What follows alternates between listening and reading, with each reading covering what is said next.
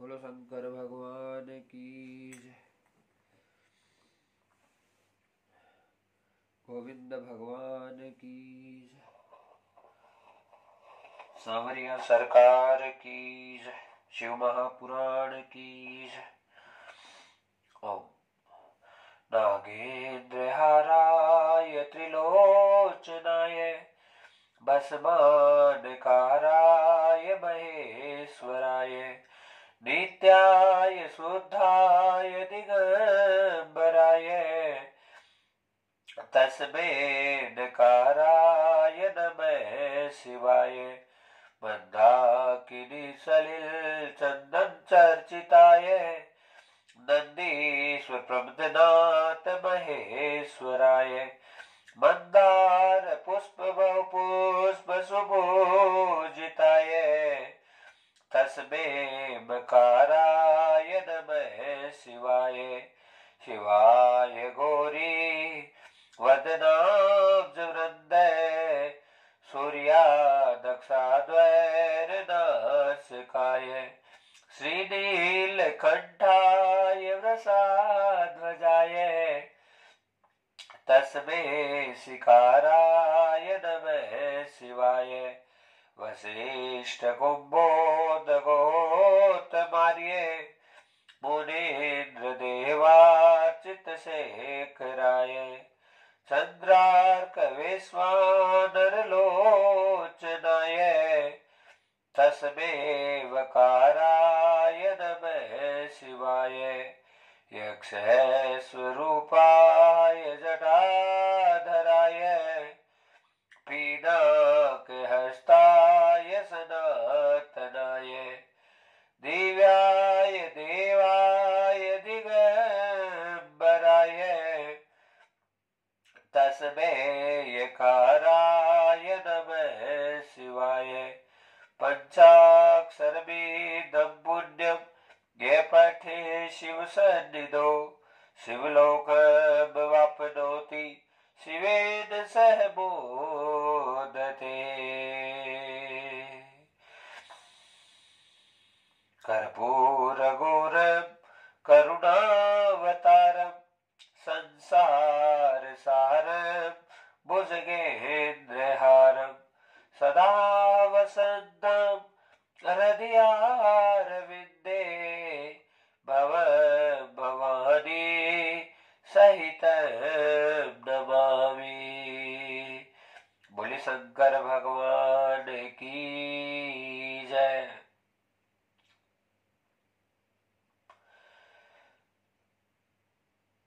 शिव तत्व व्याख्या भगवान की कृपा के बिना कोई नहीं कर सकता। भक्तजनों, कथा श्रवण करवाएंगे, साक्षात भगवान ही कराएंगे। और प्रसंग बड़ा सुंदर चल रहा था। भक्ति भक्त भगवंत गुरु चार नाम वपु एक, इनके पग वंदन किए नासत विघ्न अनेक। और सुंदर श्री जयदेव महाप्रभु का चरित्र, जिसकी जितनी भगवत आज्ञा हुई उतना श्रवण करवाया। तो अब बड़ा आनंद, आइए बड़े भाव के साथ में शिव कथा में प्रवेश करते हैं। सत्यम शिवम सुंदरम सत्यम शिवम सुंदरम शिव ही सत्य है, सत्य ही शिव है। सत्यम शिवम सुंदरम हो सत्यम शिवम सुंदरम। भगवान शंकर की कथा और पुराणों की जितनी भी कथाएं हैं, हर कथा भक्तजनों अपना अपना महत्व रखती है। पर शिव कथा क्यों सुने, क्या विधि है, क्या तरीका है, क्या कल्याण करेगी और क्या क्या बातें हमें प्रदान करेगी, ध्यान से श्रवण करें एक एक बात को। महाराज शिव कथा क्यों सुने? सबसे पहला प्रश्न ये है, कथा सुनना भगवान के करीब जाना है। कथा सुनना भगवान से अनन्य प्रेम की वृद्धि करने का माध्यम है। कथा सुनना अपने अंतःकरण को शुद्ध करना, और कथा सुनना मतलब प्रभु से अनन्य प्रेम भाव को प्रकाशित करना है। भगवान की कथा भक्त जनों मिलती है केवल और केवल ठाकुर जी की कृपा के प्रसाद के परिणाम स्वरूप।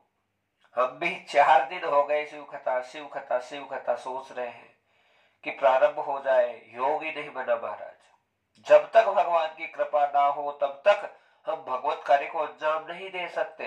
आप कितनी कोशिश कर लो, जो आपको सोचना है जितना सोच लो कि हाँ ये काम ऐसे हो जाए, नहीं होगा।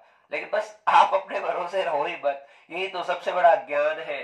हम कह तो देते हैं तुम्हारे हैं, लेकिन महाराज बस ये है कि जब उनके हो गए तो फिर हमें चिंता क्यों है? हाँ, हम यदि ठाकुर जी के हो गए, श्यामा श्याम के हो गए। अभी हमने गाया सुबह कि हम है रमन बिहारी के मालिक, हमरे रमन बिहारी, हम है रमन बिहारी के। जब हम रमन बिहारी के हो ही गए तो फिर हमें क्यों चिंता हो? यदि तनिक मात्र भी, थोड़ी सी भी चिंता, थोड़ी सी भी व्याकुलता भगवान को प्राप्त करने के बाद भी बनी हुई है, तो मान लीजिए पक्का आपकी शरणागति में कहीं ना कहीं कमी है, अभी पूर्ण शरणागति नहीं हुई है। हाँ महाराज, जब भगवान को ही सब चीजें समर्पित कर दी तो फिर किस चीज का टेंशन, किस चीज की व्याकुलता, किस चीज की परेशानी? बुरे हैं भले हैं तुम्हें सौंप दिया, अब क्या टेंशन है प्रभु? बस अब कोई कर्म को भी अपने हवाले मत करो। तो करवाए तेरी मर्जी, ना हो रहा है तेरी मर्जी, हो रहा है तेरी मर्जी, हर चीज बस हम तो तुम्हारे हो गए। अब हमको मतलब नहीं क्या सही है क्या गलत है। ये श्यामा श्याम के प्रति संपूर्ण शरणागति है।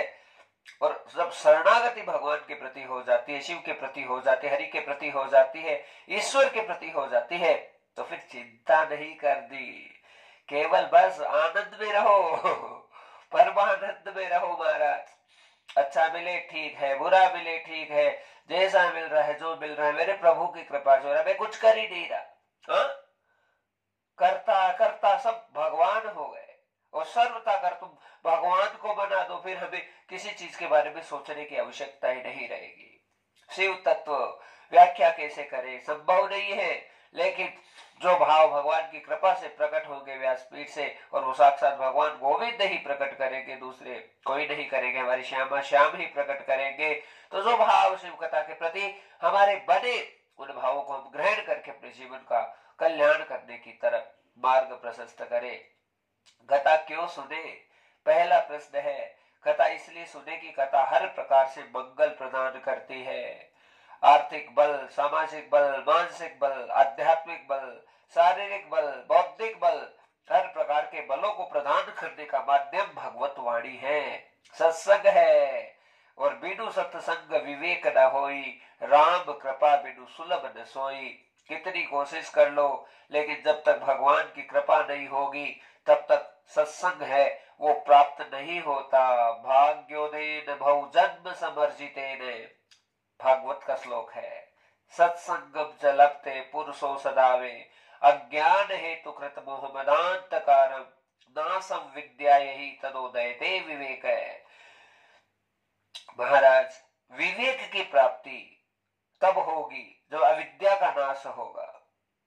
और देखिए, भजन करते हैं, सफलता नहीं मिल रही, भजन कर रहे हैं, अच्छा कर रहे हैं, कुछ आनंद प्राप्त नहीं हो रहा, अभी बुद्धि अशुद्ध है, अभी बहुत परिपक्वता की आवश्यकता है, अभी बहुत ज्यादा सत्संग लेने की आवश्यकता है, डोज पर डोज मिलने की आवश्यकता है। और महाराज, तभी जब बुद्धि एकदम परिपूर्ण होगी, शुद्धता में जाएगी, और जो बेकार से बेकार विचार है हमारे अंतःकरण में प्रवेश करना बंद कर देंगे। सारे दिन हमारे माई श्यामा जी को राज, तो महाराज सारे दिन ये शरणागति हो, हमारे माई श्यामा जी को राज, कि हमारी ठाकुरानी बैठी, हमको किस चीज की टेंशन करने की आवश्यकता है? हमारे ठाकुर बैठे, हमको क्यों टेंशन करनी, हमें क्यों सोचना, हमें विचार भी क्यों करना फालतू बातों में? इसे पूर्ण शरणागति कहते हैं भक्तजनों। कथा इसलिए सुने कि कथा ही जीवन में हर प्रकार का आनंद और हर प्रकार का मंगल करने का माध्यम है। संसार के समस्त भोगों का भोग कर लीजिए, लेकिन कोई आनंद और मंगल प्राप्त नहीं होगा। और भोग भी भगवान ने करने के लिए दिए हैं, लेकिन साधक को हमेशा सावधान रहना चाहिए किस समय किस मोमेंट पर क्या करना है। बस वो भगवत आज्ञा से सारी चीजें करे तो जीवन धन्य होता है।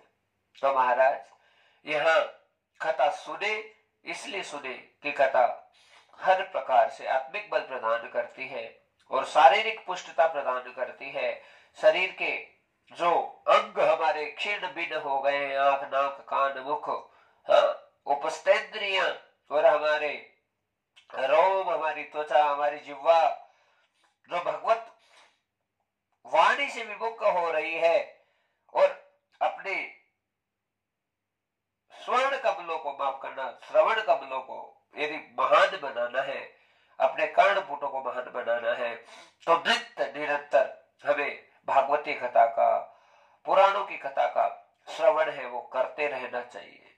नित्य निरंतर करें। सत्संग से एक बार प्रीति हो गई तो उसके बाद में सत्संग कभी छूटना नहीं चाहिए। महाराज भागवत जी में एक बहुत सुंदर प्रसंग आता है भक्तजनों, वो आता है सुख रामायण का, कि जो रामायण के 2 अध्याय लिखे हैं श्री सुखदेव मुनि महाराज ने पढ़े हैं और व्यास जी ने लिखे हैं, तो उसमें शूर्पणखा का प्रसंग आता है। श्री सुखदेव जी ने जब राजा परीक्षित को कथा सुनाई तो उन्होंने जो श्लोकों का मंचन किया और लिखा श्लोकों को, तो वहां पे शूर्पणखा का नाम नहीं लिखा। क्यों नहीं लिखा? ऐसा ही लिखा रावण की वो एक बेकार आतताई है, उसकी जो बहन, उसकी भगीनी, ऐसा लिखा। क्यों? गई तो वो भी थी कल्याण के लिए, एकदम पास में पहुंच गई, राम जी को देख लिया, राम जी के पास तक चली गई, लेकिन फिर भी अपना उद्धार कर नहीं पाए। क्यों? क्योंकि महाराज अपने असली भेष में नहीं आए, गलत भावनाओं को लेकर, और ये सोची कि बस जो है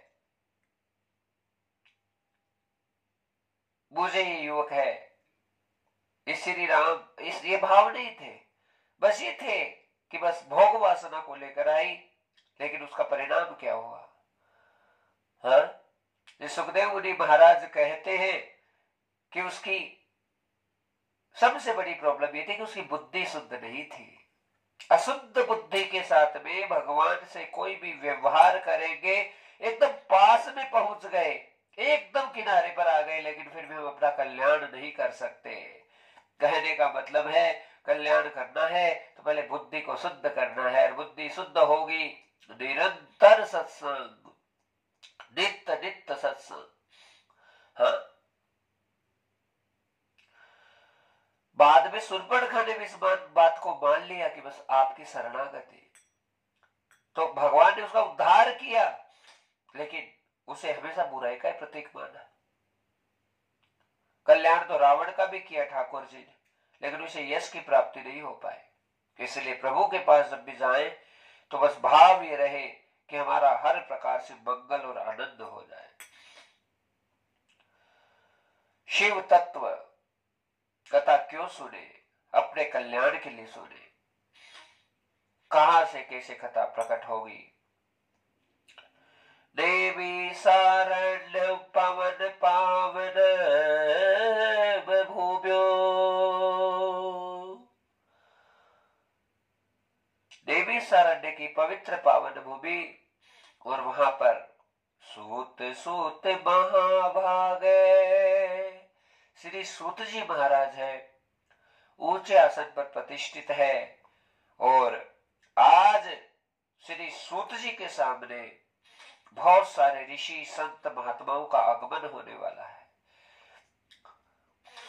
88,000 ऋषियों की संख्या आकर सामने सूत जी के बैठ गए और उदासीन होकर आए हैं, खुश नहीं है, प्रसन्न नहीं है।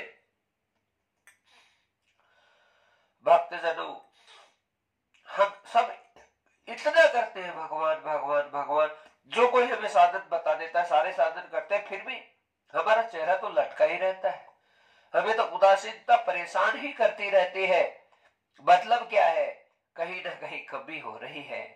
कमी क्या है? केवल एक ही कमी है, ध्यान से सुनना, वो है शरणागति की कमी।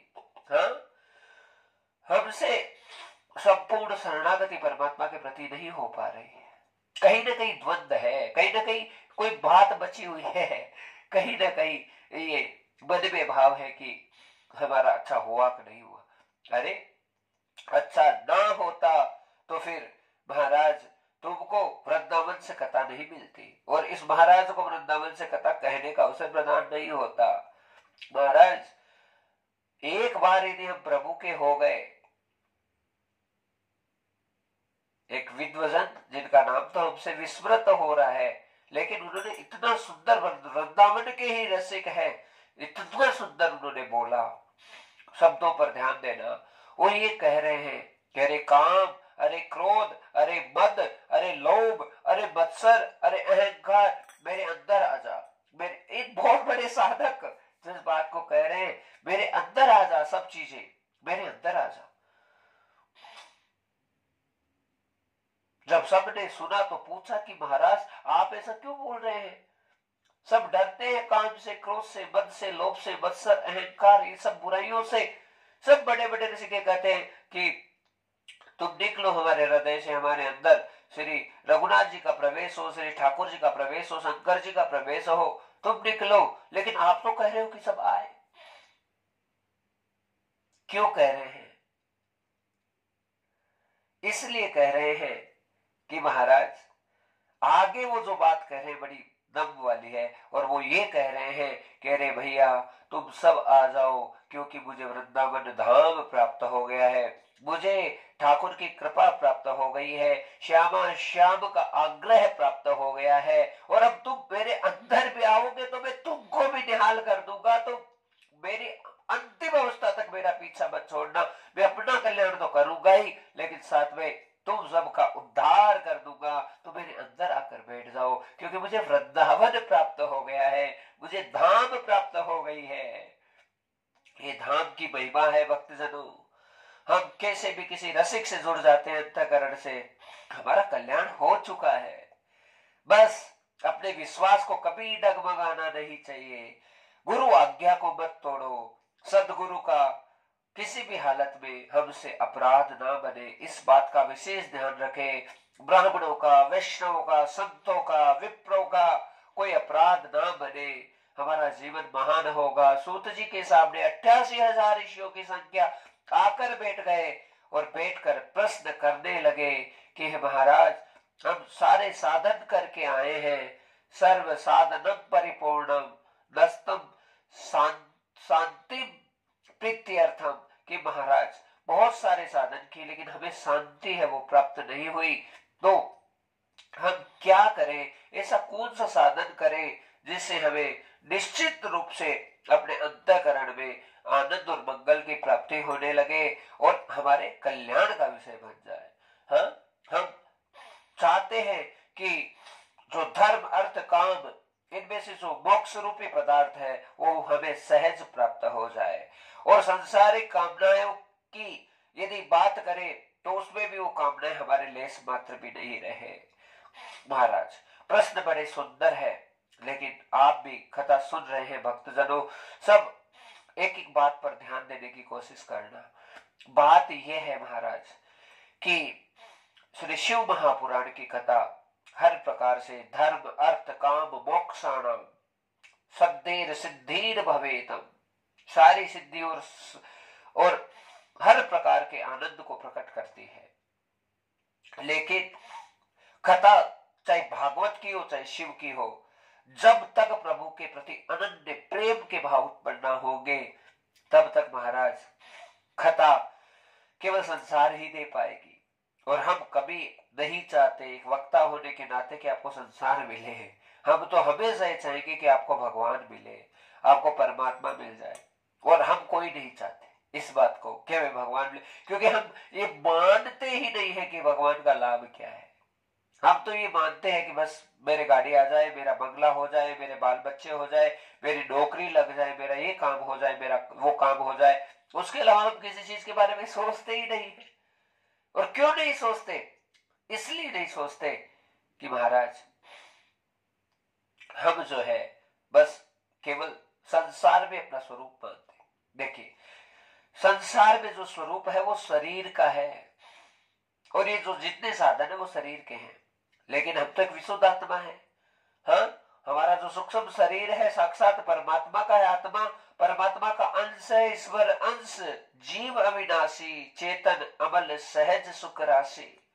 हाँ, हम तो साक्षात ब्रह्म की संतान है, परमात्मा की संतान। फिर महाराज इतना महान दिव्य शरीर होने के बावजूद भी, हाँ, एक भिखारी भीख मांगता रहता है, एक जो आदमी है तड़पता रहता है, तरसता है कि नौकरी मिल जाए, एक आदमी केवल अपना पेट भरने के सारे उपक्रम है करने की चेष्टा करता है। तो वो स्थितियां अच्छी नहीं है। अपनी अंतःकरण की शक्ति को पहचानने की आवश्यकता है कि तुम कौन हो, तुम कहां से आए हो, तुम्हारा कर्तव्य क्या है, तुम क्यों आए हो, इस धरती की यात्रा तुम्हें क्यों मिली है, और ये मानुष का सुंदर शरीर तुमको क्यों प्राप्त हुआ है, इसके माध्यम से तुम कल्याण कैसे करोगे अपनी आत्मा का। हाँ, जो पतन की तरफ जा रही है तुम्हारे कर्मों के कारण से, तुम गिरने की स्थिति में हो, और वहां से उठाने के लिए साक्षात भगवान तुम्हें बार बार आग्रह कर रहे हैं, बार बार तुम्हें चेतावनी दे रहे हैं, बार बार कह रहे, अरे भैया उदिष्टम जागृयामि पुरोहित है, हाँ, उठो उठो उठो, लेकिन फिर भी बस सोए जा रहे हैं। हाँ, इसलिए उठाने का कार्य ये भागवत कथा करेगी, ये पुराणों की कथा करेगी, ये शिव महापुराण करेगी, जो हमें निश्चित रूप से बहुत बड़े कल्याण की तरफ लेकर जाएगी, हमारे सारे मार्ग प्रशस्त कर देगी और हमें आनंद में प्रवेश करवाएगी। श्री सूत जी ने जैसे ही श्री सौनकादि ऋषियों को सारी बातें बताई और कहा कि ऋषियों चिंता मत करो, और ये शब्द बहुत बड़ा है। श्री सूत जी ने शब्द क्यों प्रयोग किया है? हाँ, इसलिए प्रयोग किया है महाराज कि जीवन में हम संसारी विषयों के ऊपर चाहे पूरी जिंदगी अपनी बर्बाद कर दे, फालतू का टेंशन ले लेकर कभी हमारा भला नहीं होगा। लेकिन महाराज यदि हम ये सोचें और ये चाहें कि बस मेरा संबंध केवल मेरे दाता से है, मेरे नाथ से, मेरे परमात्मा से है, तो हर स्थिति में भगवान आकर उबारेगा, कल्याण करेगा। हाँ, और विषयों के ऊपर कितना ही चिंतन कर लो, विषयों से काम प्रकट होगा, विषयों से क्रोध प्रकट होगा, विषयों से मोह महामोह प्रकट होगा, विषयों से ईर्ष्या प्रकट हो जाएगी, लेकिन बत्सरता प्रकट हो जाएगी, पर भगवान कभी प्रकट नहीं होगा।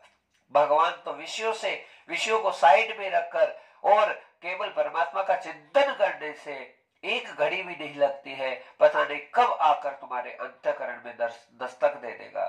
हाँ महाराज, पता नहीं चलता। लोग बहुत बड़े बड़े महात्माओं के पास जाते हैं, और एक महात्मा जो कि गुजरात से है, हाँ? उनकी वाणी हमने सुनी खुद ने। उन्होंने कहा कि एक आदमी जो 40 साल तक मेरे से सत्संग सुन रहा था, उसमें कोई परिवर्तन नहीं हुआ, और जहां था वहां का वही रहा, और एक आदमी केवल 7 दिन की मेरी कथा सुनी, एक नौकरी ने, वो केवल चौथे दिन ही, और फिर उसके बाद में आगे 3-4 महीने उसे बीते तो उसे भगवत अनुभव का एहसास हो गया। हाँ? भगवत तत्व का एहसास हो गया, उसे अनुभव हो गया। तो महाराज कथा हम किस भाव से सुनते हैं ये बहुत जरूरी है।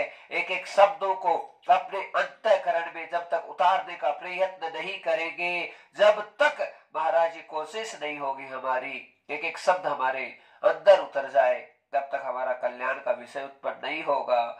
इसलिए बस भावना ऐसी बनाए कि हर बात है हमारे अंतःकरण में जाए, हमारा कल्याण हो। श्री सूत जी के सामने सनकादिक जितने ऋषि हैं, सारे ऋषि कुमार एक ही बात कहने लगे कि महाराज कल्याण का साधन क्या है, कौन से साधन से हमें साक्षात है भगवान के लोक की प्राप्ति होगी, तो आप हमें कृपा करके बताइए। तो महाराज यहां पर श्री सूत जी महाराज कहने लगे, केवलम सत्संग भद्र यथा सूत जी कह रहे हैं केवल जो सत्संग है वो ही कल्याण करने का विषय है। और ऋषियों उन सत्संग में जो सबसे श्रेष्ठ और श्रेष्ठतम जो साधन आ रहा है, हाँ, उत्तम अति उत्तम साधन व्यथा श्री शिव महापुराण से। शिव महापुराण की कथा है जो अति उत्तम साधन है। हे ऋषियों, जब कथा का श्रवण और भगवान शिव के चरणों की शरणागति, शरणागतम भक्त वत्सलम वांछा कल्पतरुम प्रभो, शरणागत वत्सल भक्त वांछा कल्पतरु प्रभो, भगवान शिव की शरणागति को आप ग्रहण करोगे, हाँ, तो शिव जी की कृपा से आपके अंतःकरण के सारे मेल खत्म होंगे और भगवान की अनन्य कृपा आपके अंदर बरसेगी और उससे जो आपके अंदर जो मलिनताएं भरी है, जो कुलीनताएं भरी है, उसका नाश भगवान शिव की कथा से हो जाएगा और आप कल्याण के पद को प्राप्त होंगे। हाँ, भगवत पद आपको प्राप्त होगा। और कब प्राप्त होगा? जब आप संपूर्ण विश्वास के साथ में शिव कथा का श्रवण करें। तो महाराज जैसे ही सूत जी ने कहा शौनकादिक ऋषियों को कि आप शिव महापुराण कथा का श्रवण करें, सारे ऋषियों में उसी समय उत्साह की भावना जागृत हो गई। हाँ, भावना में भाव कृतव्य था, अंदर से ऐसी भावना जागृत हुई कि सारी कथा को हम ग्रहण करें। और इसी चीज को पुष्ट करने के लिए आज समस्त ऋषिगण हैं वो बैठ गए, पूरा उत्साह है, उमंग है। और आज सूत जी के सामने यही प्रार्थना की कि महाराज हमें शिव कथा का श्रवण करा के हमारे जीवन का उद्धार करे, हमें कल्याण के मार्ग को दिखाए। महाराज, मार्ग हमारे सामने ही रहता है भक्तजनों, लेकिन जब तक गुरु और जब तक कोई उपदेशक, जब तक हमारा कोई मार्ग दिखाने वाला और हमें चलाने वाला ना आए, तब तक हम कोई चीज सीख नहीं सकते हैं। आज बड़ा सुंदर विषय उत्पन्न हुआ है। श्री सूत जी के सामने आज जितने ऋषि कुमार है उत्साह के साथ में एक ही बात कहने लगे कि महाराज हमें कथा का श्रवण कराइए। तो आज भगवान शंकर है, सभा करे, जो श्री सूत जी महाराज है, वो श्री समस्त जो जितने ऋषिगण हैं उनको सबको आसन प्रदान कर दिया। और आसन प्रदान करके एक ही आज्ञा दी, क्या कि मन में ज्यादा से ज्यादा भगवान शंकर का भजन करो, ओम नमः शिवाय, पंचाक्षरी मंत्र, षडाक्षरी मंत्र दे दिया। और कहने लगे कि हे ऋषियों, ये संसार है, हाँ, बड़ा दुविधाजनक है। और इतना दुविधाजनक है कि जितना हम माया की तरफ, प्रपंच की तरफ अपने आप को बढ़ाने की कोशिश करेंगे उतना उलझते जाएंगे। और जितना हम भगवान को अपना बनाने की कोशिश करेंगे, जितना भक्ति में डूबने की कोशिश करेंगे, उतने महान हो जाएंगे। भक्ति का, सूत जी कह रहे हैं, भक्ति का मार्ग ऋषियों ऐसा मार्ग है जिसमें कभी पतन की संभावना नहीं होती है। हाँ, जिस प्रकार से एक माता पिता अपने छोटे से बालक को आगे खड़े कर देते हैं, उससे कहते हैं कि आजा आजा आजा, वो 10 बार गिरेगा, 10 बार पड़ेगा, हाँ, 10 बार लुढ़केगा, लेकिन फिर भी उसे बार बार संभालते संभालते संभालते हुए जब अपने पास में बिठाते हैं, हाँ, अपने पास बुला लेते हैं। ऐसी स्थिति हमारी है कि महाराज हम भी देखिए, अंश होगा अंश की तरफ दौड़ेगा। जल है, चाहे बादल के रूप में ऊपर चले जाए, हाँ, और महाराज वाष्पीकरण के द्वारा वापस वर्षा बन के नदी स्वरूप में आकर पुनः जाना समुद्र में पड़ेगा, क्योंकि हाँ, अंश हमेशा अंश की तरफ दौड़ेगा। और दूसरा अग्नि है, लो जला दीजिए आप, अब ऊपर की तरफ जाएगी। अग्नि को प्रज्वलित कीजिए, ऊपर की तरफ जाएगी। क्यों जाएगी? क्योंकि अग्नि है वो सूर्य का प्रतीक है और सूर्य है वो, उसी से ये अग्नि रूपी अंश है वो प्रकट हुआ है, तो ऊपर की तरफ वो जाएगी। हाँ, ऐसे किसी भी चीज पृथ्वी में इतना गुरुत्वाकर्षण होता है, ऊपर कोई भी पत्थर फेंको वापस नीचे धरती की तरफ आएगा, क्योंकि धरती की चीज धरती तक ही आएगी। ऐसे ही हम हैं, वो परमात्मा के अंश है और हमारा ईश्वर अविनाशी है, तो हम भी अविनाशी हैं। वो निर्गुण है, हम भी निर्गुण हैं। वो सगुण है, हम भी सगुण हैं। वो निराकार है, हम भी निराकार हैं। वो साकार है, तो हम भी साकार हैं। सारी चीजें उससे जुड़ी हुई है। हाँ, इसलिए महाराज हम भी, यदि हमारा शरीर भी छूटता है जो कि पंच तत्व में विलीन होगा, लेकिन आत्मा तो परमात्मा की तरफ ही जाएगी और उसे कोई मार्ग नहीं है और कहीं उसे जाने की आवश्यकता भी नहीं है। तो बहुत सुंदर बातें हैं भक्तजनों। यहाँ पर श्री सूत जी ने आसन को प्रदान किया और करने के बाद में बहुत सुंदर बात कहने लगे। रोए कहने लगे कि सृष्टि में जो लड़ाई है, मैं और मेरा, मैं और मेरा, अहमता और ममता, हे ऋषियों, इन दोनों से जब शून्यता हो जाती है तभी कल्याण का विषय बनता है। देहस्ति बांस रुधिर अभिमति तेज तुम जाया सुता दिशु सदा ममता विमुच है पश्यानि जगदीदम क्षण भंग निष्ठम वैराग्य राग रसिको भव भक्ति निष्ठम। हाँ, महाराज, कल्याण का मार्ग केवल और केवल संसार से विरक्ति है, और विरक्ति का मतलब छोड़ना नहीं है। विरक्ति का मतलब विषयों का त्याग करना है। कहीं पर भी रहे, सेव तुम्हारे सामने पड़ी है पर तुम्हारी खाने की इच्छा नहीं हो, एक बार तुमने कह दिया नहीं खाओ। हाँ, बड़ा रसगुल्ला पड़ा है, कचौरी पड़ी है, समोसा पड़ा है, लेकिन फिर भी उसे देखकर साइड में चले जाओ। बाजार में जाते हो, पानी पूरी का ठेला दिखा नहीं कि महाराज पानी मुख में आ जाता है। हाँ, आलू की टिक्की देखते हालत खराब हो जाती है। ऐसी स्थितियों को हमें कंट्रोल करना है। और वो स्थिति परिस्थिति कब कंट्रोल होगी, कब नियंत्रण में आएगी?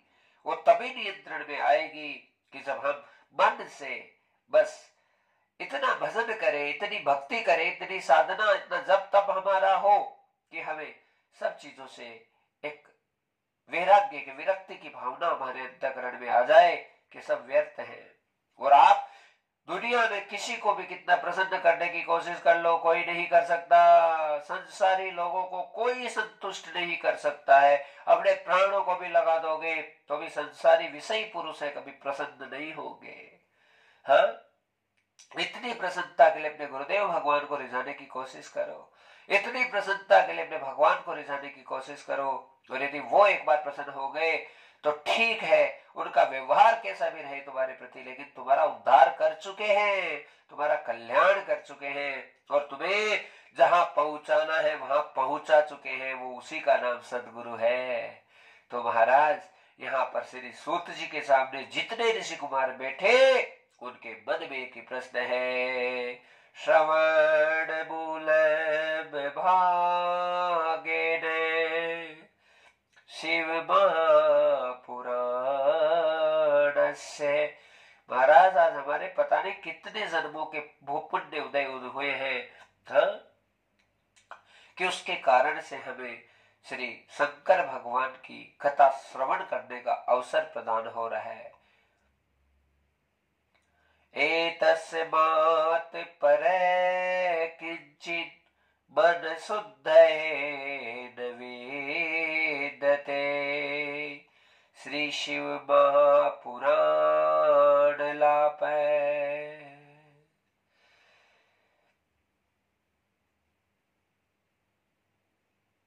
महाराज, शंकर भगवान की जो कथा है वो हर प्रकार से हमारा कल्याण करने वाली है।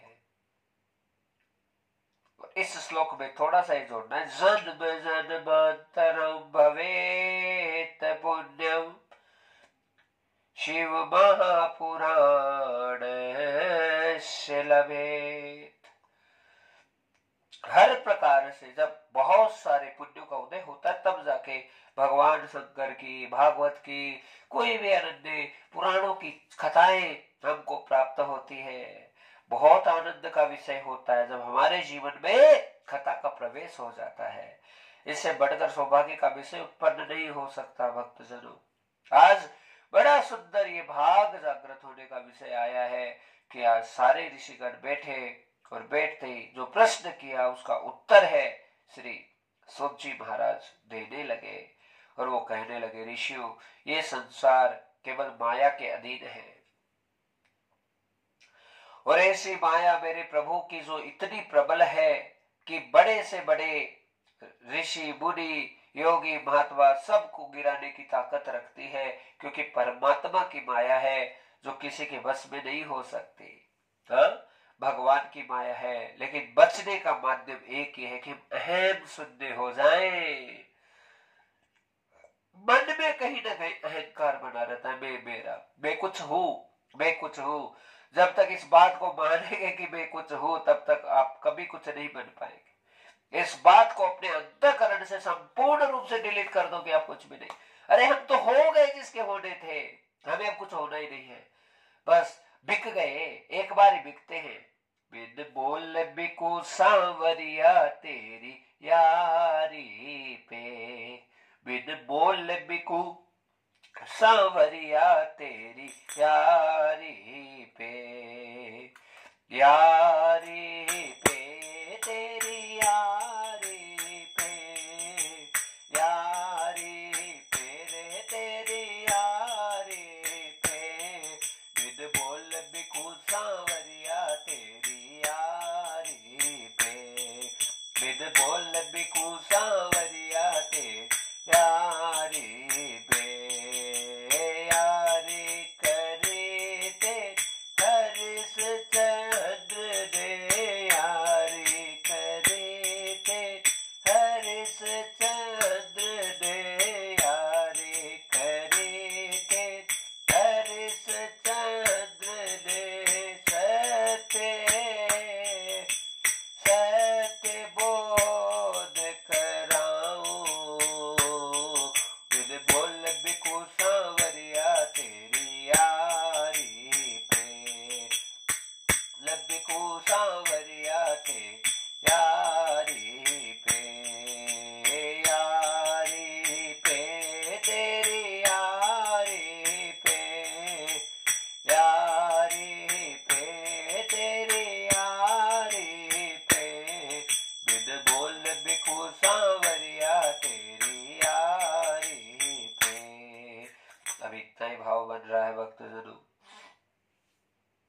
तो महाराज बिक जाए केवल ठाकुर जी की यारी पे, और बस परमात्मा को संपूर्ण रूप से समर्पित कर दे, जीवन की महानता सिद्ध हो जाएगी। पूरा संसार माया के अधीन है, सूत जी कहने लगे। सोनकादि ऋषि कह रहे, महाराज आगे कथा का श्रवण करवाइए। तो कहने लगे कि हे ऋषियों, चाहे ब्रह्मा हो चाहे विष्णु हो, हाँ, और साक्षात शिव, वो इस धरती पर लीला करते रहते हैं, लेकिन अहम, ये अभिमान एक ऐसा कीड़ा है, एक ऐसी बीमारी है जो अच्छे अच्छों में आ जाता है, और उसका परिणाम ये होता है कि महाराज आदमी को खुद को नहीं पता चलता कि हम कैसे जी रहे हैं, हम भी किस स्थिति में है, किस परिस्थिति में है। आप एक बात अच्छे से सुन लीजिए, जिसके जीवन में नित्य सत्संग है, जिसके जीवन में निरंतर सत्संग है, ये 24 घंटे सत्संग में ही बीतते हैं, महाराज उसके जीवन में कभी अभिमान प्रवेश नहीं कर सकता। और क्या आए क्या नहीं आए, और आए, अभी सुबह अभी हमने कहा कि सारे आए, लेकिन सबसे बड़ी बात है कि महाराज उनका भी कल्याण कर दे। धाम मिल गया, रूप मिल गया, नाम मिल गया, लीला मिल गई, कथा मिल गई, कल्याण बचा कहां? क्या बचा है बताओ? कुछ बचा ही नहीं। बस ये भावना हो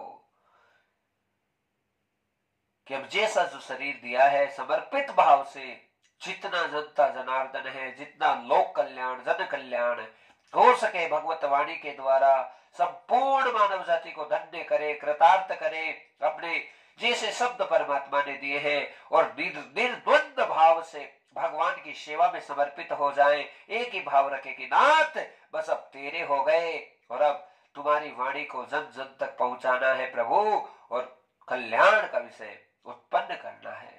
हाँ, आज सूत जी कहने लगे कि आज ब्रह्मा जी और विष्णु जी में भी ये अभिमान आ गया, और मान किस बात का आया? इस बात का आया कि ब्रह्मा कह रहे हैं मैं बड़ा, विष्णु कह रहे हैं मैं बड़ा। ब्रह्मा जी कह रहे हैं कि मैं आपके नाभि कमल से प्रकट हुआ हूं, तो यहां पर जो है भगवान विष्णु कह रहे हैं कि आप मेरी नाभि से आए हो, इसलिए मैं बड़ा हूं।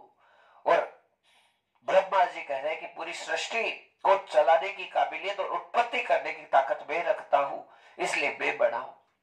महाराज, अहम आए बिना रहता नहीं है। कोई भी पद किसी को भी प्राप्त होता है तो अहम आए बिना नहीं रहता भक्तजनों। लेकिन हम बिक गए ठाकुर जी के लिए, तो फिर उसके बाद में क्या बचा है बताओ? फिर कुछ नहीं बचा। फिर बस एक ही भाव है, जैसे रखना है वैसे रख लो, भी कोई फर्क नहीं पड़ता।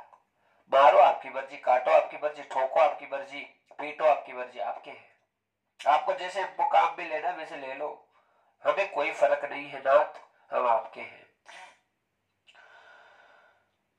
लेकिन मन में ये मान नहीं रहे कि हम कुछ हो गए। हाँ? अरे बनाया किसने? बनाने वाला सदगुरु होता है, बनाने वाला नारायण होता है, बनाने वाला गोविंद होता है, जो हमारा निर्माण करता है, हमारी बुराइयों को खुद पीता है और हमें अच्छाइयों के बीज हमारे अंतःकरण में उत्पन्न करता है, हमारे कल्याण के विषय को प्रकट करता है। महाराज, केवल भगवान ही करेगा ऐसा, और कोई नहीं कर सकता है। हाँ, गुरु रूप में जो भगवत लीला होती है उसी का परिणाम होता है कि हमारे बड़े से बड़े द्वंद्व खत्म हो जाते हैं, बड़ी से बड़ी बीमारियां हमारी समाप्ति की तरफ चली जाती है। और उसका कारण क्या होता है? केवल एक ही विषय होता है, और वो विषय है कि बस केवल भगवान की शरणागति हमने ले ली, अब तो जाने तेरा काम जाने। और शरणागति में प्रिपेयर्ड हो जाओ, फिर बिल्कुल चिंता मत करो किसी बात की, 1% भी बस सोचो क्या होगा। हाँ? अब जिस दिन तुम बेपरवाह हो जाओगे ना, जिस दिन तुम अपनी परवाह करना छोड़ दोगे, उस दिन से भगवान तुम्हारी परवाह करना प्रारंभ कर देगा। और जब तक तुम ये कहोगे कि ये नहीं वो नहीं ये नहीं, भगवान को कोई लेना देना नहीं। रो, जितना सोचना है वैसा सोचो, पर महाराज तुम्हें कल्याण का विषय उत्पन्न करना है तो परवाह करना ही छोड़ दो। क्या परवाह करनी किसी चीज की? नहीं करनी। और जब तुम परवाह करना छोड़ोगे तो वो तुम्हारी परवाह करना प्रारंभ कर देंगे। इसलिए जैसा हो रहा है, तो बुरे हम तो बिल्कुल अच्छे नहीं, हमसे तो कुछ नहीं छूट रहा, हम तो, लेकिन अपने गुरु को नहीं कहना। गुरु तो बार बार कहेगा तुमको आके कि नहीं भाई, भजन ढंग से नहीं हो रहा है, एक कीर्तन ढंग से नहीं हो रहा है, ये काम तुम ढंग से नहीं कर रहे हो। वो तो कहेगा आके, उसकी ड्यूटी है, लेकिन उसे नहीं कहना कि हम तो कर रहे हैं, हम तो हो रहा है, तो नहीं करेंगे। वो अपराध बन जाएगा। कहना है गुरुदेव आप जैसी आज्ञा करेंगे हम सब करेंगे, लेकिन भगवान से कर रहे हैं जैसा हो रहा है। हाँ, लेकिन जैसा होने का मतलब, यदि कोई नियम गुरु को, सदगुरु को, नारायण को, हरि को तुम्हारे श्री मुख से निकला है, तुमने दिया है, तो उसकी पालना करना। This is your liabilities, your moral duty, आपका कर्तव्य है। उस स्थिति में अपने कर्तव्य से पीछे नहीं हटना है, नित्य निरंतर लगे रहिए। भगवत नाम संकीर्तनम यस्य सर्व पापम प्रणाशनम, सर्व दुखम समत्वम नमामि हरिम परम। हर प्रकार से कल्याण महाराज, सारे दुख खत्म हो जाते हैं तो हम भगवान के अनन्य भाव से बस उनके कीर्तन और संकीर्तन में लग जाते हैं। आज विष्णु ब्रह्मा को अभिमान हुआ तो आज यहाँ पर बड़ा रोकने की कोशिश की गई है। किनके द्वारा? देवताओं के द्वारा। सारा देव समाज प्रकट हो गया और ब्रह्मा विष्णु को कहने लगे महाराज आप आपस में लड़ेंगे तो सृष्टि कैसे चलेगी? ब्रह्मा कह रहे मैं बड़ा, विष्णु कह रहे मैं बड़ा। और आज सारे देवताओं के समझाने के बावजूद भी ब्रह्मा और विष्णु है, मानो बस केवल ये अभिमान और ये मैं ऐसे इस प्रकार से उनके अंतःकरण में। और ये सब चीजें लीलाएं भगवान ही करते हैं। हमें कैसे उठाना है, कैसे पटकना है, कैसे गिराना है, कैसे उत्थान करना है, कौन सा प्रारब्ध भुगाना है, क्या करना है, सारी लीला मेरा नाथ करता है, करुणा निधान करता है। उसे सब पता है कि कौन से जीव को कैसे चलाना है। आज ब्रह्मा विष्णु जब आपस में लड़ने लगे तो उसी समय सारे देवता याचक बनकर और उसी सबसे बड़ी जो ईश्वरीय शक्ति है, ओंकारेश्वर साक्षात प्रणव स्वरूप भगवान शंकर की शरणागति की तरफ चले गए और जाकर हाथ जोड़कर निवेदितो तम वंदे शिवम संकल्पमस्तु यथा, भगवान शंकर से जाकर निवेदित करने लगे, वंदना करने लगे और कहने लगे कि हे प्रभु, आप साक्षात ईश्वरीय तत्व हैं और इधर ब्रह्मा और विष्णु हैं, आपस में झगड़ा कर रहे हैं। तो महाराज आज भगवान शंकर को लीला करनी थी और आज क्या लीला की? श्री सोची महाराज कहते हैं कि जो देवता है आज है तो सब भगवान के स्वरूप, उन्होंने जाकर उस ईश्वरीय शक्ति को, और उन्हें भी नहीं पता है कि ईश्वरीय शक्ति है कौन सी, शिव बड़ा है, ब्रह्मा बड़ा है, विष्णु बड़ा है, कौन बड़ा है, किसी को नहीं पता, लेकिन इस ईश्वरीय शक्ति का आवाहन किया, आवाहितो तम वंदे। और महाराज उसी समय लीला हुई कि यहां पर भगवान जो शंकर ही है आज अपने अर्धनारीश्वर स्वरूप में माता पार्वती के साथ अग्नि खंभ से प्रकट, मतलब अग्नि खंभ के रूप में प्रकट हो गए। एक धधकता हुआ, दग्धम तब विशाल मूलम, ऐसा खंभा जो अग्नि से दग्ध हो रहा है और उसी में साक्षात भगवान शंकर और माता पार्वती की लीला हो रही है। अचानक प्रकट हुआ, सहसा वर्ततेन योगेन है, ये क्या प्रकट हो गया, और सब देखने लगे। उसी समय महाराज यहाँ पर ब्रह्मा और विष्णु अचंभित हो गए और ये सोचने लगे कि क्या प्रकट हो गया, कुछ समझ में नहीं आ रहा और जान नहीं पा रहे कि कौन सी दिव्य शक्ति साक्षात इस धधकती हुई अग्नि के रूप में प्रकट हुई है, और मन में विचार कर रहे हैं कि कौन है, कौन है, कौन है। तभी उसी समय व्योमवाणी तदेवान भूतमा, आकाशवाणी हुई कि अरे ब्रह्मा, ओ विष्णु, तुम कहते हो मैं बड़ा, मैं बड़ा, मैं बड़ा, अरे तुम इतने बड़े हो तो पहले एक कर्तव्य को पूरा करो। दोनों ब्रह्मा विष्णु हाथ जोड़कर खड़े हो गए और कहने लगे कि हमें कौन से कर्तव्य को पूरा करना है। तो महाराज वो आकाशवाणी कह रही है कि ये जो अग्नि खंभ तुम्हारे सामने प्रकट हुआ है उसका आदि और अंत ढूंढ के लेकर आओ। हाँ, उसका आदि ऊपर का जो हिस्सा है कहां तक है और अंत कहां तक है, दोनों स्थितियों को रख दिया महाराज। आदि और अंत की स्थितियों को ढूंढ कर लाओ।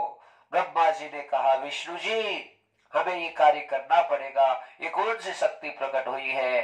तो आज ब्रह्मा ने कहा कि मैं ऊपर के लोगों की तरफ जाता हूं और यहाँ भगवान विष्णु नारायण आज खुद कह रहे हैं कि मैं नीचे की लोगों की तरफ जाता हूं। श्री सूत जी महाराज कहने लगे हे ऋषियों, आज ऐसा ही संकल्प लेके जो भगवान नारायण है नीचे के लोगों की तरफ गए हैं और क्या कर रहे हैं, बोधित कर रहे हैं, अवबोध करने की कोशिश कर रहे हैं, पता चल जाए कि अंत क्या है। लेकिन कैसे चलेगा, हरि अनंत, हरि कथा अनंता, भगवान अनंत है, भगवान की कथाएं अनंत है, तो भला उस ओंकार ईश्वर का पार कौन पाएगा।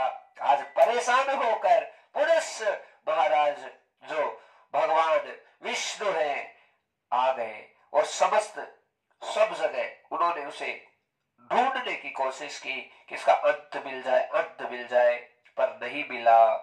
और नहीं मिला तो विष्णु भगवान साक्षात आए और आकर उन्होंने बहुत अच्छा कार्य किया। क्या?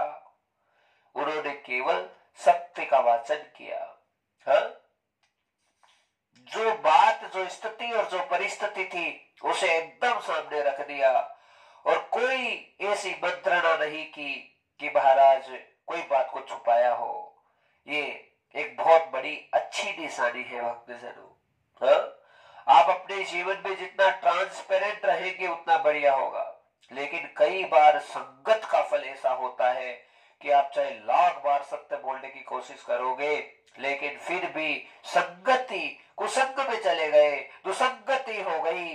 हाँ महाराज, कोई अशुद्ध बुद्धि के साथ में आपका कोई विशेष प्रयोजन बन गया है, उस स्थिति में आपके अंदर भी, आपके चरित्र के अंदर भी झूठ आ जाएगा, पाखंड आ जाएगा, कपट आ जाएगा, छल आ जाएगा, अपने आप आ जाएगा, उसे बुलाना नहीं पड़ेगा।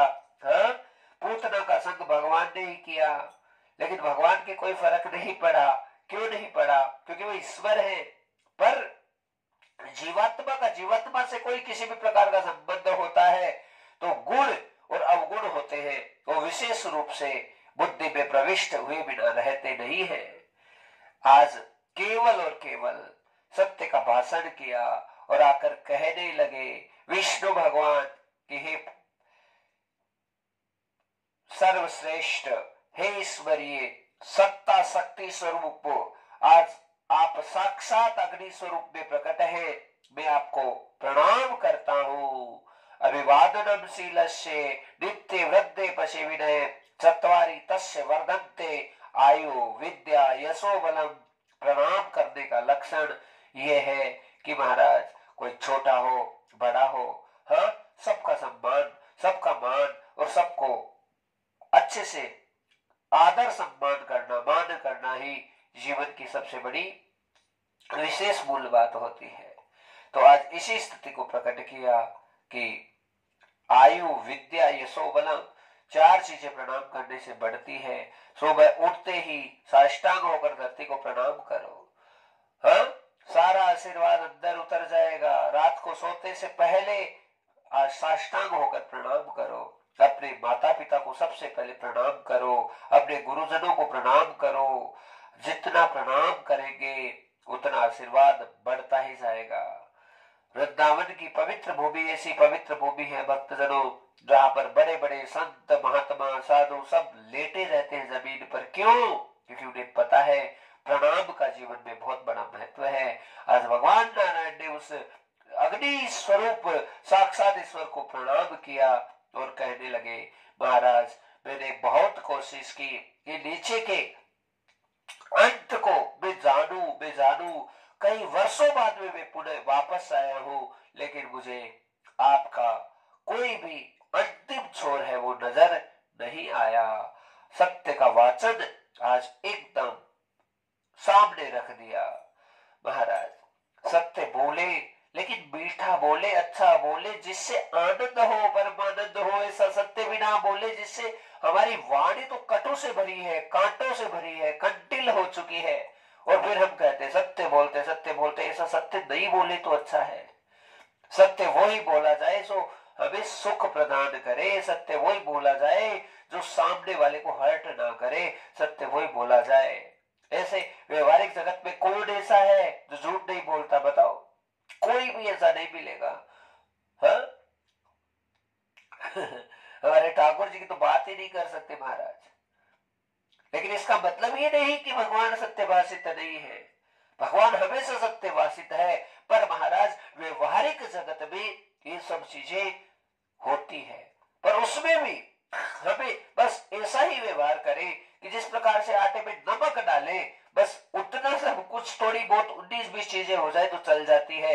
लेकिन यदि पहाड़ के पहाड़े उल्टे करने लग जाए तो भैया फिर दुकान जमने वाली नहीं है। इसलिए हमेशा सत्य का भाषण होना चाहिए, पर सत्य मीठा हो, अच्छा हो, सुंदर हो। हाँ? शिव ही सत्य है, सत्य ही शिव है, सत्यम शिवम सुंदरम। बस सुंदर होना जरूरी है। श्री बाबा तुलसीदास जी के भी टेंशन हो गया था जब रामायण लिख दी थी। मानस को लिखने के बाद किसी ने स्वीकार नहीं की उसे, रोने लगे बाबा, काशी चले गए, शंकर जी के चरणों में रख दिया। रात को मंदिर बंद हो गया, कहा बाबा कोई ना कोई चमत्कार दिखा देना, कोई ना कोई ऐसी स्थिति को प्रकट कर देना ताकि मुझे पूरा विश्वास हो जाए कि जो ग्रंथ मैंने लिखा है वो सबके कल्याण का विषय है।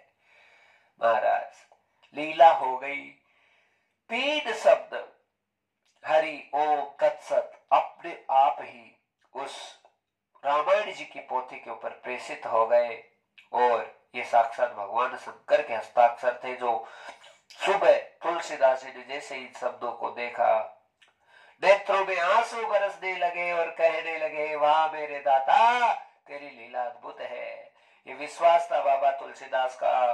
कोई भी काम करुण भाव से, प्रेम भाव से ठाकुर को आश्रय लेकर और बिना स्वार्थ के किसी भी स्थिति को बनाने की कोशिश करेंगे, स्थितियां महान हो जाएगी, सबलता आ जाएगी, संबलता आ जाएगी, हर प्रकार का आनंद प्राप्त हो जाएगा भक्तजनों।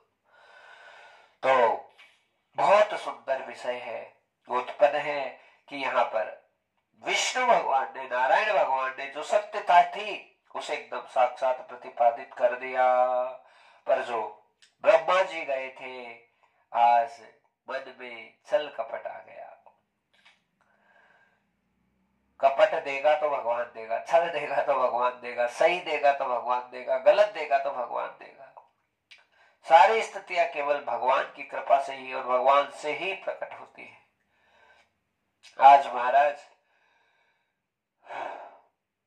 ब्रह्मा जी के मन में था कि मैं जाकर ये बात कहूं कि मैंने ऊपरी छोर है उसका पता कर लिया है, और यहाँ पर केतकी के फूल को और गौ माता को गवाह बनाकर श्री ब्रह्मा जी महाराज है नीचे वापस आ गए और आकर कहने लगे कि मुझे ऊपर के छोर का पता चल गया है, पता चल गया है। वो तो भगवान नारायण थे, ओमकार ईश्वर थे, उन्हें पता है कि साक्षात ये ब्रह्मा है, झूठ बोल रहा है। और दो गवाहों को लाया, गौ माता ने भी हाँ भर दी कि हाँ ब्रह्मा जी को पता चल गया। भला गौ माता ऐसा क्यों कर सकती है?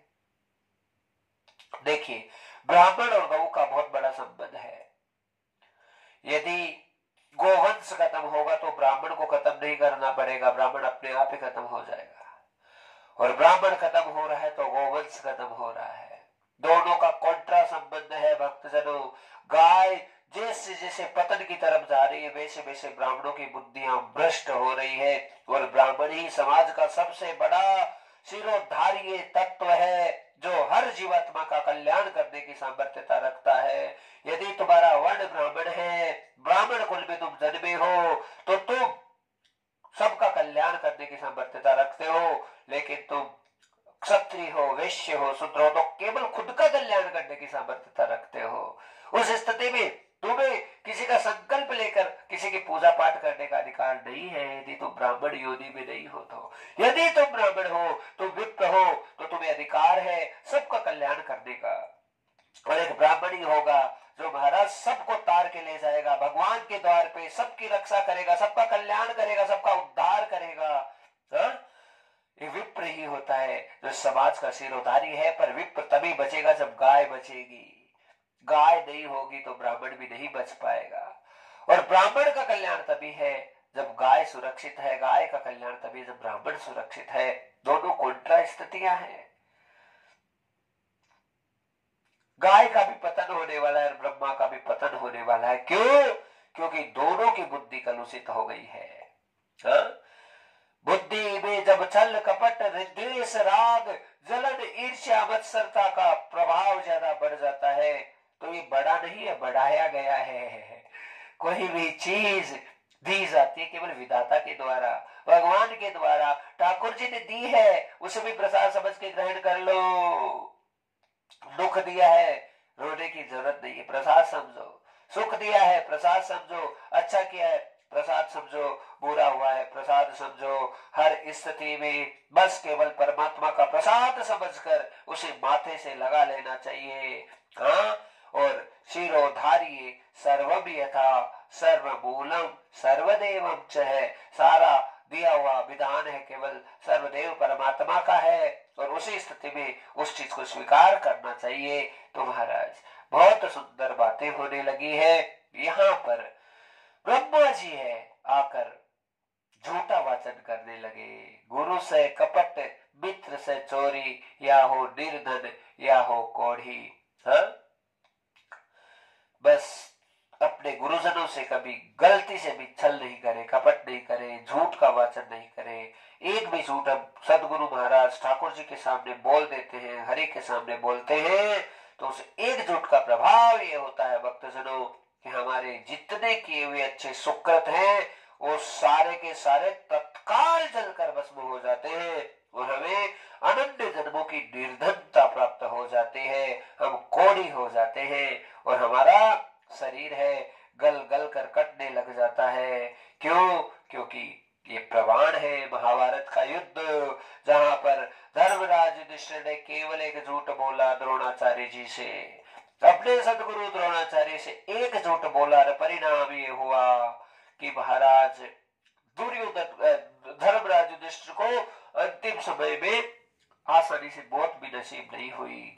उसका शरीर पूरा गल गल के कट रहा था। कारण क्या था कि कपट किया, छल किया, सदगुरु के साथ में एक अविश्वास ऐसा बना दिया, एक ऐसा शब्द ऐसा निकल गया, बस उस शब्द का प्रभाव ये हुआ कि सारा मामला उल्टा हो गया। इसलिए कभी भी जीवन में झूठ का वाचन ना करे। गुरु जी हमारे ठाकुर जी, अरे वो ठाकुर जी है, वो लीला कर रहे हैं, वो अपने भक्तों के साथ खेल रहे हैं, वो अपने भक्तों को आनंदित कर रहे हैं। वो झूठ बोलेंगे, छल करेंगे, कपट करेंगे, लेकिन तेरा भला कर चुके, वो तेरा सब कुछ कर चुके, तुम्हें जो जहां तक पहुंचाना वो कर दिया उन्होंने। वो ठाकुर है, उनकी बराबरी हम नहीं कर सकते। हमें हमेशा सत्य का वाचन करना चाहिए।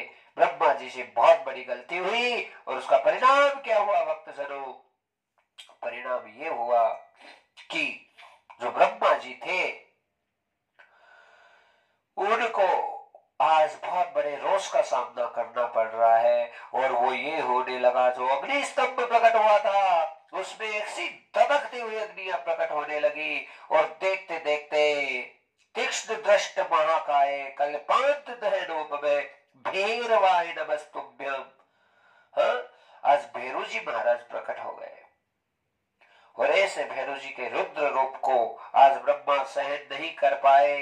5 मस्तक ब्रह्मा के थे, एक सिर आज भैरू जी ने प्रकट होकर ब्रह्मा जी का विदीर्ण कर दिया और केवल चतुर्मुख ब्रह्मा को 4 सिर ही छोड़े, अगला सिर काटने लगे। भगवान ने रोका कि रुक जाओ, ब्रह्मा को उसके किए हुए की सजा मिल चुकी है। कर्म किए को कोई न टाले, टाली ना टले। महाराज जो हो गया कर्म, उसकी लेखड़ी का भोग तो हमको भोगना पड़ता है। कभी भी गलती से ईश्वर तत्व का, महापुरुषों का, भगवत तत्व का अपराध ना बने भक्तजनों। इस चीज के लिए सबको सावधानी रखने की आवश्यकता है। और क्या हम तो एक ही बात कहेंगे, शरणागति इतनी महान रखो। तुम्हारा गुरुदेव यदि वास्तविक है, सत्य से भरा है, अंदर से उसकी करुणा कृपा है, तो तुम बड़े से बड़ा भी अपराध करोगे तो गुरुदेव तुम्हारी रक्षा कर देगा। लेकिन श्रद्धा का भाव सदगुरु के प्रति तुम्हारे अंतःकरण में कभी कम होना नहीं चाहिए। कभी ना टूटे वो श्रद्धा, कभी वो विश्वास नहीं टूटे, कभी आस्था नहीं टूटे, चाहे स्थिति कैसी आ जाए। और उसी का परिणाम होगा कि तुम एक दिन महान पद को प्राप्त हो जाएंगे। विभूषितम अलंकृतम सर्व सिद्धि योगेन च, सारे सिद्धियां तुम्हारे योग बनकर तुम्हारे जीवन में प्रविष्ट होगी, तुम्हारा हर प्रकार से कल्याण होगा। महाराज ब्रह्मा जी ने आज जैसे बोला, एक सिर काटा, ब्रह्मा जी स्तब्ध हो गए। क्या हुआ, क्या हुआ? आज भैरू जी को रोका, रुद्र को रोका और उसी समय आज जो अग्नि स्तंभ था उसमें से लीला होने लगी है। क्या लीला होने लगी है? सुंदर लीला हो रही है। क्या? अर्धांग स्वरूप में भगवान शंकर और माता पार्वती आज उसी अग्नि स्तंभ से साक्षात अपने भक्तों का, ब्रह्मा विष्णु का कल्याण करने के लिए प्रकट हो रहे हैं। आज भगवान शंकर और माता पार्वती है अग्नि स्तंभ से प्रकट हुए और प्रकट होकर एक ही बात कही कि हे ब्रह्मा, तुमसे बड़ा अपराध बन गया है। दोनों जो आपस में झगड़ा कर रहे थे कि कौन बड़ा है, तो हे ब्रह्मा, हे विष्णु, सबसे बड़ी सर्वोच्च सत्ता है वो ईश्वरीय सत्ता है। और हे नारायण, तुम भी मेरे जल में शयन करने के कारण से, नार यानी जल, आयन यानी शयन, और उसमें शयन करने के कारण मेरे अंशभूत स्वरूप से प्रकट हुए हो। और हे नारायण, तुम्हारे नाभि कमल से ब्रह्मा प्रकट हुआ है।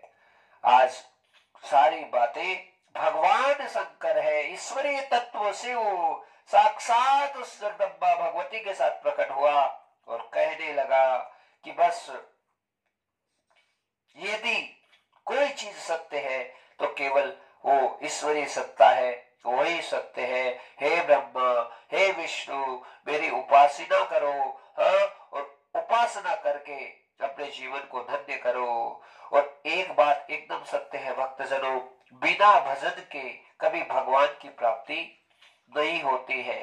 आप कितने भी साधन कर लो और अन्यत्र, लेकिन बस नाम तो जाप करना ही पड़ेगा, नाम लेना ही पड़ेगा, निरंतर भजना ही पड़ेगा, निरंतर हरि चरणों में शरणागति को ग्रहण करवाना पड़ेगा, तभी हमारा हर प्रकार से कल्याण होगा। भगवान शंकर आज अपनी अनन्य पूजा के विधान है वो बताने लगे।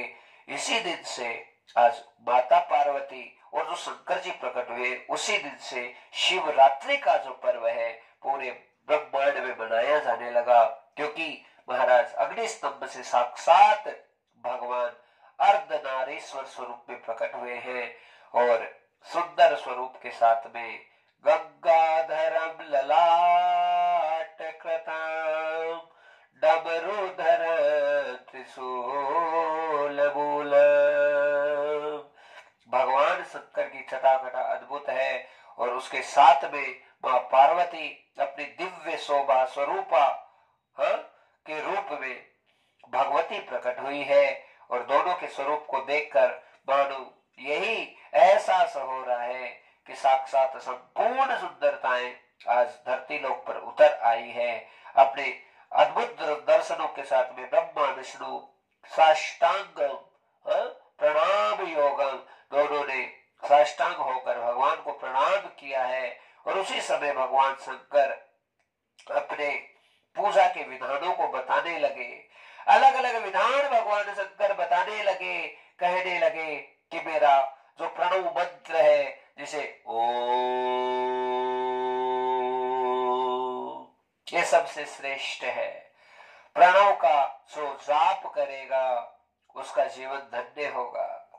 और प्रणव जो है अंदर से प्रकट होता है, ये ओमकार ही मैं हूं। भगवान शिव कहने लगे कि ओम स्वरूप साक्षात मेरा ही स्वरूप है। इसका जितना हम उच्चारण करें भक्तजनों, ये बहुत जरूरी विषय है। यदि हम भगवान की, ब्रह्म की, ईश्वर की कृपा संपूर्ण रूप से अपने जीवन में अनुग्रहित करना चाहते हैं तो उसके लिए बहुत जरूरी है महाराज कि हमको प्रणव मंत्र का जाप करना चाहिए, ओमकार करना चाहिए। फिर पंचाक्षरी मंत्र की विशेषता बताने लगे कि ये नमः शिवाय और साथ में ओम लग के षडाक्षर हो जाता है। ये मंत्र मेरा बहुत विशेष मंत्र है। इस मंत्र को भी हर जगह नहीं गाना चाहिए। इस मंत्र को भी बहुत नियम मर्यादा के साथ में संयमित होकर इसका उच्चारण है वो करना चाहिए। और ये मंत्र साक्षात भगवान शिव के लोक की प्राप्ति करवाने वाला मंत्र है और इसी मंत्र के द्वारा साक्षात भगवान की प्राप्ति होती है। और बहुत बड़ा जो कल्याण का विषय है वो उत्पन्न होता है। तो महाराज यहाँ पर भगवान शंकर है कहने लगे। फिर गायत्री मंत्र को प्रकट किया, कई प्रकार के द्वादशाक्षर मंत्र को प्रकट किया, मंत्रों की विशेषता बताई है शिव महापुराण में। महाराज नाम जाप हम कभी कर सकते, कोई दोष नहीं है। नाम जाप की बस नाम जपत मंगल दिस दसहु, भाव अभाव अनक आलसहु, नाम जपत मंगल दिस दसहु। कहीं पर भी कैसे भी किसी भी स्थिति में नाम जाप कर रहे हैं, कल्याण का विषय करेगा प्रकट। हाँ, और जाप करते करते भी तुम्हारे अंतःकरण में द्वंद्व आ रहे हैं और उन द्वंद्वों पर ही तुम्हारी चर्चा चल रही है, राम राम राम राम राम राम, अंदर कुछ नहीं, उसे नष्ट करो सब चीजों को और मन को 100% अपने भजन में लगाओ, अपनी भक्ति में लगाओ, साधना में लगाओ, फिर सब चीजें अपने आप से ही होगी। इतना भजन चले, निरंतर चले, नित्य चले कि हम बहुत आनंद के विषय की तरफ बढ़ जाएं। और महाराज यहाँ पर जो है मंत्र की बड़ी विशेषता ही बताई गई। मंत्र साक्षात भगवान का स्वरूप होता है। अधिव्य शब्दम शब्द ब्रह्म, ब्रह्म शब्दम तद वेद लब्धम। ये वेद की वाणी है, ब्रह्म की वाणी है। और सारे मंत्र कहां से आते हैं? अस्मीन ऋचय साम यजवंशी, अस्मीन प्रतिष्ठितो रत्नावो इव अरा, अस्मीन सितम ओतम प्रजानम तन्मे मनय शिव संकल्प मस्तु। अंदर से प्रकट होते हैं। धर्म अर्थ काम मोक्षाणाम सिद्धेर सिद्धेर भवे तम। सारे पुरुषार्थों को सिद्ध करने के लिए अंतःकरण से जो भजन भाव प्रकट हो उसे अपने हृदय पटल से बहुत अच्छे से उच्चारित करना चाहिए। लेकिन नाम जाप में कोई दोष नहीं है। आप वॉशरूम में भी होकर नाम जाप कर सकते हैं। आपकी आदत इतनी महान हो जाए कि एक क्षण के लिए भगवान का भजन नहीं छूटे, निरंतर चलता रहे, निरंतर चलता रहे। केवलम ब्राह्मण मानसाना हृदयम अर्जुन तिष्ठति, ईश्वरम सर्वभूतानां हृदयम अर्जुन तिष्ठति। मैं ईश्वर अर्जुन विप्रो के और जो मेरे अधीन हो गए हैं, जो मुझे स्वीकार कर चुके अपने दिल से, उनके हृदय में जाकर मैं विराजित होता हूँ, सबका उद्धार और सबका कल्याण करता हूँ। तो महाराज बहुत सुंदर सुंदर शब्दों का प्रयोग आज किया गया है। और बाद में भगवान शंकर ने अपनी षोडशोपचार पूजा का विधान बताया। शिव पूजा में सबसे श्रेष्ठ पूजा पार्थिव शिवलिंग की बताई। मिट्टी के शिवलिंग का निर्माण करके उस शिवलिंग पर और नैवेद्य का बहुत बड़ा महत्व बताया।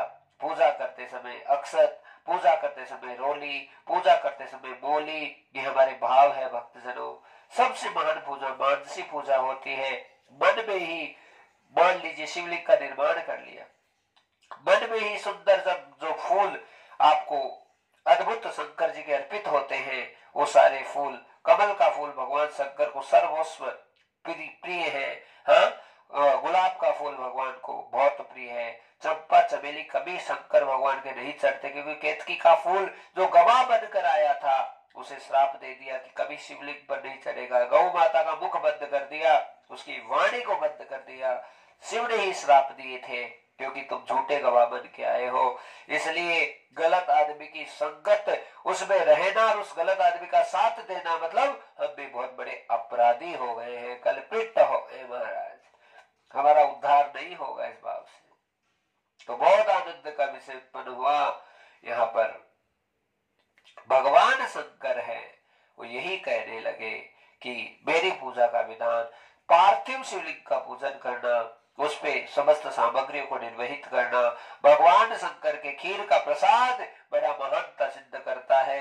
हाँ, और भगवान शंकर के हलवे का प्रसाद, भगवान शंकर के गुड़ चढ़ाना, नैवेद्य चढ़ाकर यदि उस नैवेद्य का पान किया जाता है तो श्री सूत जी महाराज कहते हैं कि अपने अंतःकरण में जितने रोग धोग होते हैं, जितनी परेशानियां होती है, वो सब खत्म हो जाती है। इतना बड़ा प्रसाद का महत्व है भगवान शंकर के चढ़ा के। हाँ, भगवान शंकर की जो जलेरी है उसमें प्रसाद को रखो, निवेदित करो, हाथ जोड़ो, प्रणाम करो।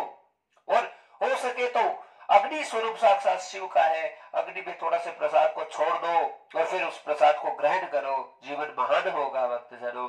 हाँ, प्रसाद खाने से बुद्धि शुद्ध होती है, प्रसाद खाने से हर प्रकार का कल्याण अंतःकरण में बनता है। प्रसाद खाने से महाराज शरीर में निरोगता प्राप्त होती है। इसलिए कभी भी कथा का प्रसाद, भागवत का प्रसाद, यज्ञ का प्रसाद उसे माथे लगाकर स्वीकार करना चाहिए और उसी से कल्याण होता है। तो आज बहुत सुंदर विषय बन रहे हैं और भागवत की विषय है कि महाराज बहुत सुंदर जो नैवेद्य है उसका भोग है वो लगाना चाहिए। तो और पूजा का विधान देखिए, सबसे श्रेष्ठ पूजा पार्थिव शिवलिंग की, और उसमें भी जो आदमी आदमी मानसी पूजा में प्रवेश कर जाता है, उससे बड़ी महान पूजा नहीं है। मन से करो पूजा जो करनी है, बना लो। शिवलिंग बन गया, मैंने बनाया, अब मैं पुष्प बाबा को स्नान कराऊं, बड़े अच्छे से ठाकुर जी को स्नान करा रहा हूँ, बहुत सारे नदियों का जल लेके आया हूँ, भगवान शंकर स्नान कर रहे हैं, बड़े प्रसन्न हो रहे हैं बाबा। अरे बाबा ठंड का समय है, थोड़ा गर्म कर देता हूँ पानी, हाँ। और फिर थोड़ा गुनगुना सा पानी करके भगवान शिव स्नान कर रहे हैं। अब दूध लेके आया ताजी धोरी गैया का, और लाके बढ़िया से बाबा को नहलाया, बाबा के फिर शुद्ध स्नान किया, फिर बाबा के दधी से स्नान किया, फिर बाबा को शुद्ध स्नान कराया। अरे बाबा बड़े चकाचक लग रहे हैं। सरकरा से स्नान कराया, शहद से स्नान कराया, घृत से स्नान कराया, फिर शुद्ध स्नान कराया है।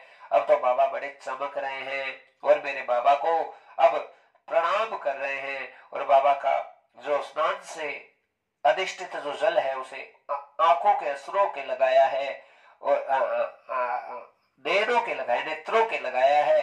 और उसके बाद में महाराज भगवान शिव को वस्त्र अर्पित किए जा रहे हैं। बाबा को सुंदर सुंदर वस्त्र अर्पित किए गए, हाँ, सुंदर श्रृंगार बाबा का किया गया। फिर बाबा को यज्ञोपवीत पहनाई गई, बाबा के रोली कुमकुम लगाया गया। ओहो, बाबा का ऐसा त्रिपुंड मांडा, ऐसा चंदन लगाया, बाबा बड़े निरख रहे हैं। फिर रोली का टीका लगा के, हाँ, माता पार्वती का ध्यान किया, रोली पार्वती जी की चढ़ती है। गणेश जी का ध्यान किया, कार्तिकेय जी को समर्पित किया सब चीजों को।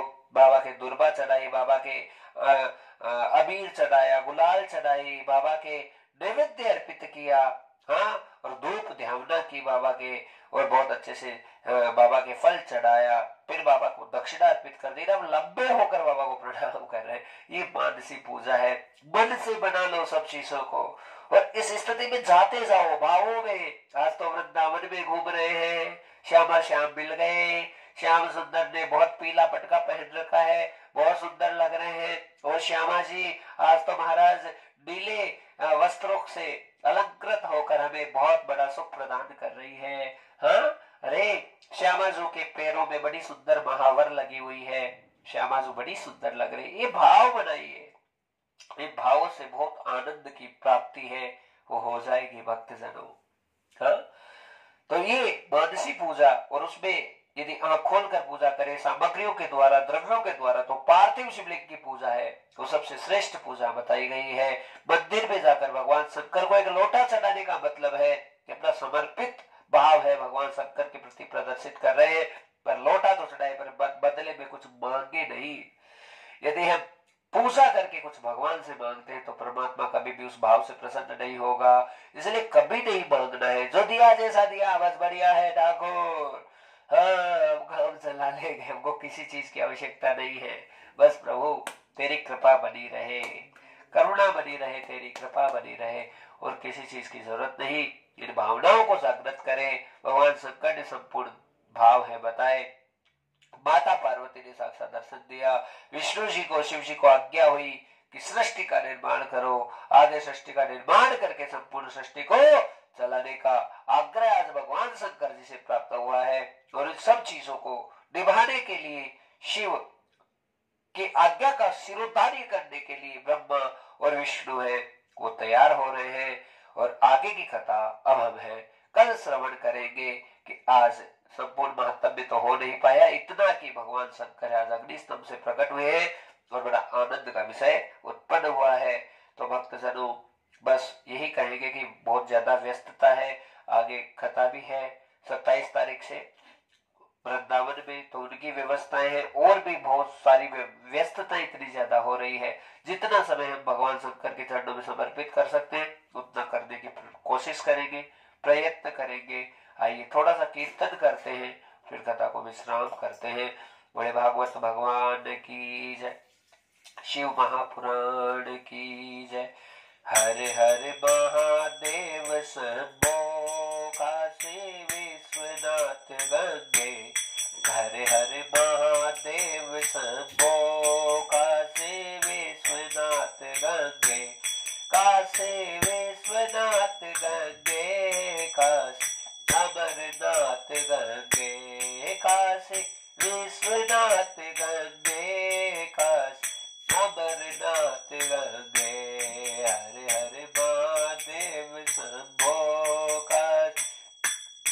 विश्वनाथ गंगे, हर हर महादेव शंभो, काशी विश्वनाथ गंगे, काशी विश्वनाथ गंगे, काशी अमरनाथ गंगे, हर हर महादेव शंभो, काशी विश्वनाथ गंगे।